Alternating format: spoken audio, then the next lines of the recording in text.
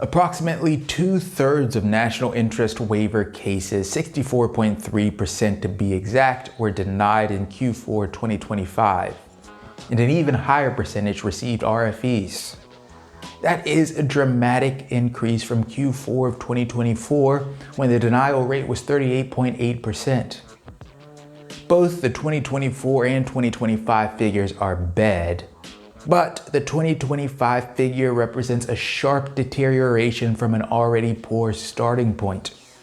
In just 12 months. Just 12 months.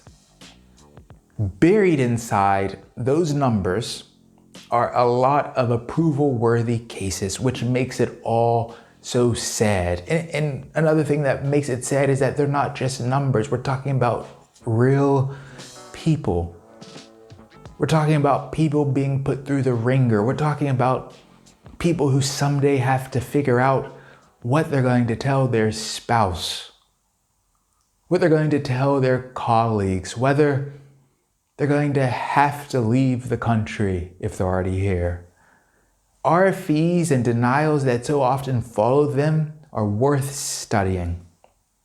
Not because they're enjoyable reading, they're not. RFEs, well, reading an RFE for pleasure, I'd say, it would be a very, very specific kind of cry for help. They're not pleasant to read, and I hope you never get one. But they are worth studying because patterns emerge. They do. If you read enough current RFEs, which, to be fair, you probably wouldn't have access to, but if you did read them and you had the time and inclination to read a lot of them and learn from them, you'd see these patterns that emerge. I understand the limitation. You only see documents from your own case. But patterns do emerge. Because here's the thing, and I say this after reading way too many of these RFEs, the adjudicators issuing them aren't particularly original. They're not inventive. And look, I understand it. They've got a job. They've got a quota. They've got a stack of files on their desk, and they need to move through them. And most important, they're given templates.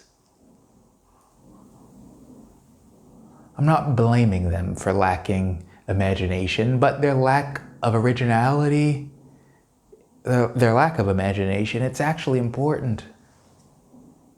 It means they recycle.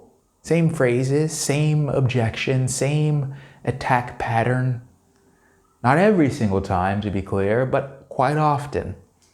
Which, if you're paying attention, makes things predictable. Very often, you see the adjudicators trying to force a group of objections into cases where those objections do not quite fit. Square pegs into round holes. And well, that should tell you two things. First, adjudicators increasingly, well, they appear to be increasingly looking for reasons to deny petitions. Appear being the word I use when I want to be pleasant. When I don't want to be controversial, which when it comes to USCIS is less and less often. Second, many of the reasons they give, legally speaking, they do not hold up especially well under inspection. Once you understand this, once you realize that these objections often aren't actually about genuine technical failures, everything changes. Often they are not reflective of genuine technical failures. That's a fact. Often the objections are just pretexts. Still, you should prepare for pretexts. And if you do that well enough, for enough of them, then even pretexts may go away. You may just be left with genuine, specific objections that you can effectively address. Or the adjudicator may just move on, reallocate their efforts, their inclination to deny, to another petitioner's case. Sort of like a bully.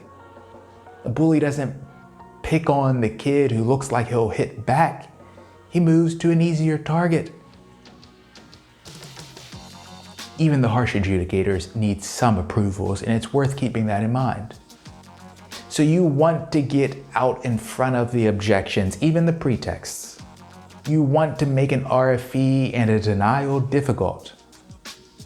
And to be forewarned about objections is to be forearmed. So let's talk, starting with Dan Azar's prong 1, about the single most common way USCIS goes to impel your case.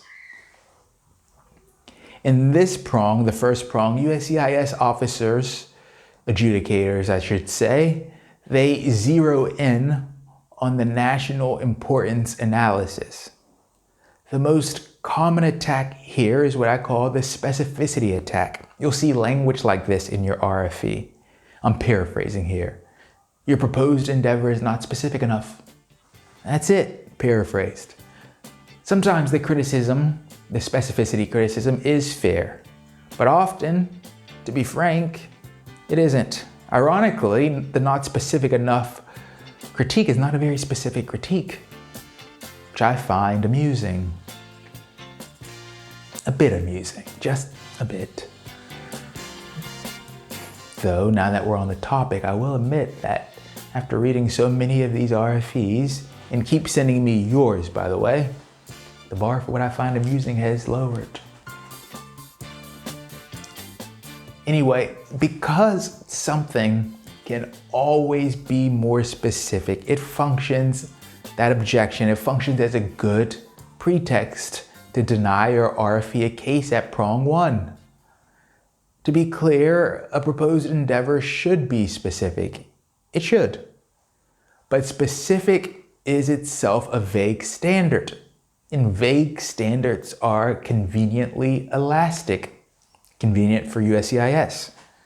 I'll give you an example of a vague standard at work. Imagine for a second the standard was that you, the petitioner, have to be tall. Well, what counts as tall? Is 6'2" tall? That's about 1.9 meters for those who embrace the metric system. Is that tall?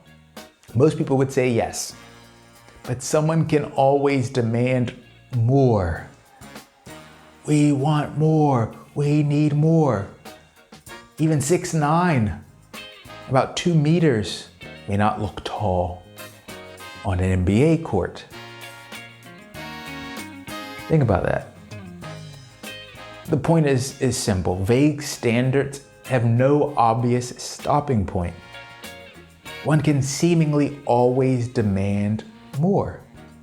Specificity works this way. Even when a proposed endeavor is perfectly specific to a reasonable adjudicator, a harsh adjudicator can still say more detail. And because there is theoretically no upper limit to detail, the objection can be endlessly usable. That is why this particular line of attack shows up so often as a pretext, and it does. One sad thing about this is that you may not see this pretext or the use of pretext generally coming. One day you're preparing your NIW petition, you've done the work in your field. Your contributions in your field are real. Your contributions are solid, your credentials are solid. You've documented everything in your case.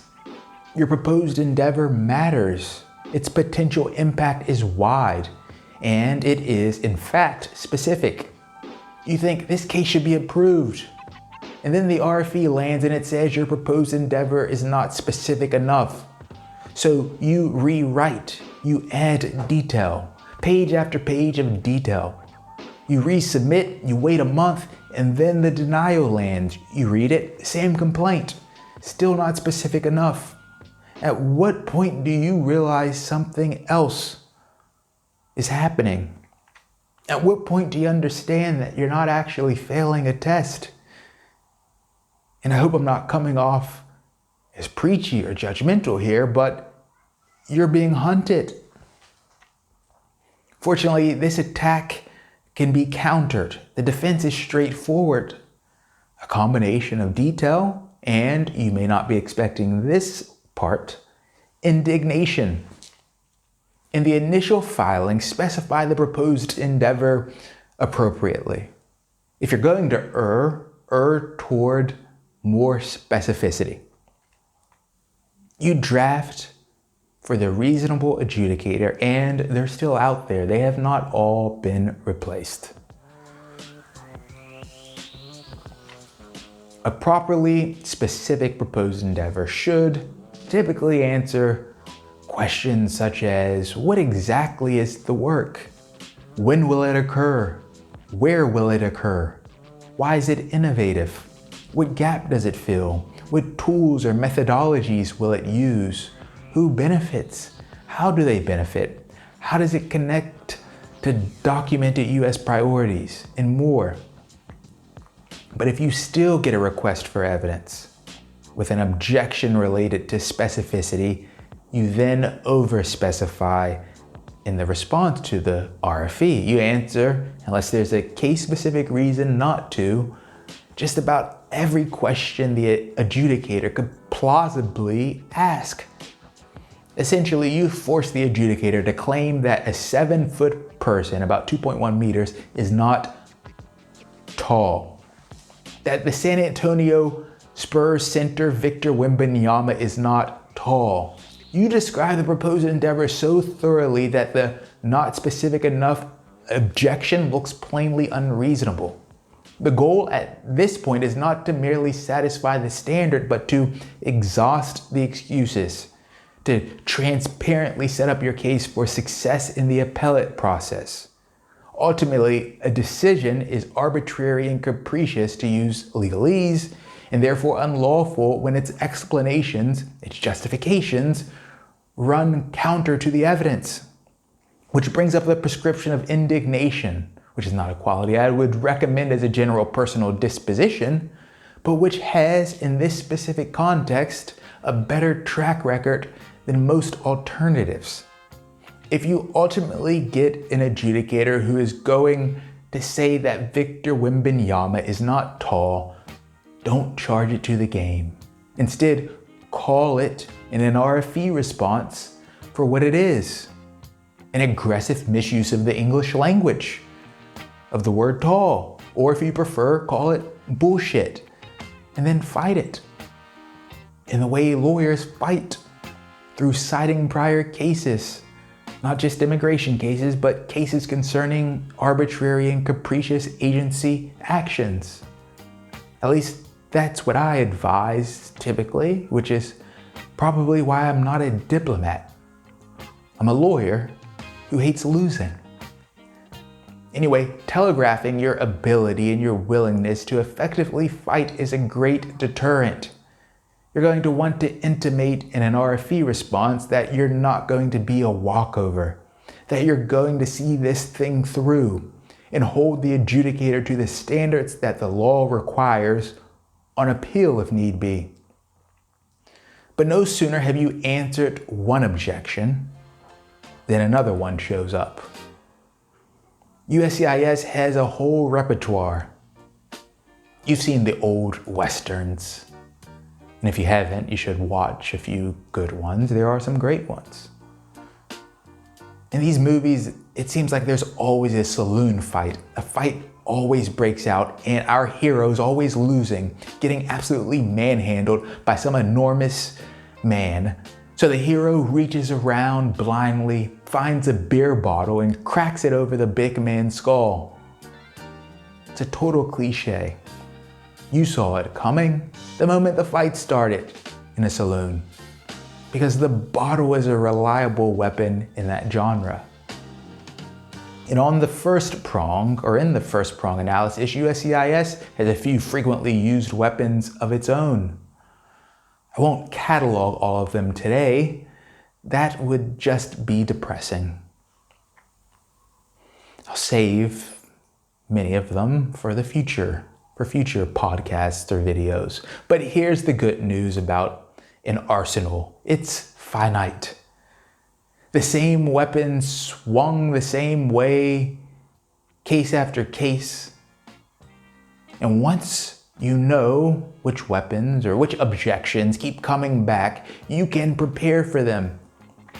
You simplify where simplifying is needed. You connect the dots until they cannot be missed. The connections cannot be missed. You anticipate the criticism before it arrives, and you stop handing the adjudicator red meat. You're a vegan now.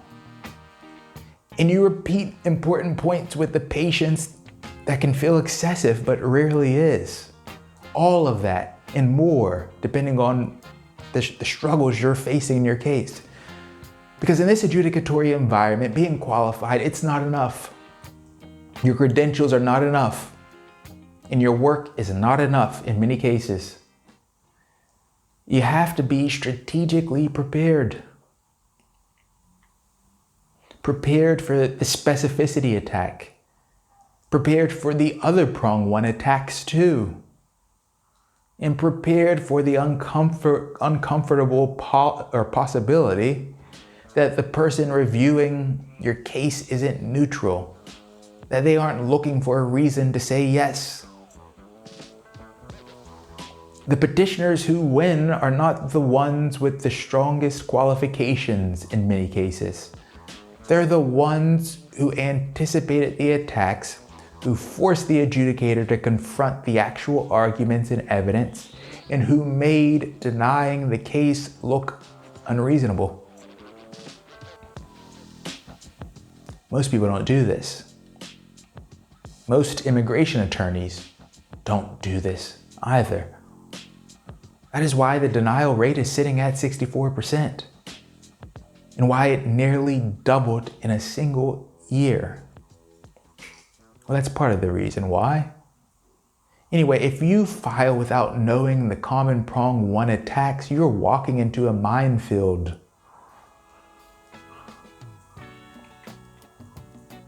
And you might not realize you're in a minefield until the RFE or denial lands, and at that point you're already behind.